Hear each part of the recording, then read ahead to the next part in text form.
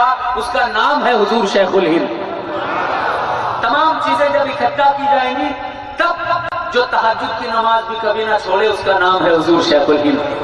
جو 5 وقتہ نمازوں کے ساتھ ساتھ اشراق اور چاشت بھی پڑھے اس کا نام ہے حضور شیخ الہند۔ جو اپنے پیر کو، اپنے مریدوں کو جو نماز کی تلقین کرے، روزوں کی تلقین کرے، آج کل کے پیر آپ نے دیکھے ہوں گے لیکن ہم نے دیکھا ہے حضور شیخ الہند کا جلوہ۔ آج کل کے پیر خود اچھی جگہ سوئیں گے، مرید کو بری جگہ بھیجیں گے۔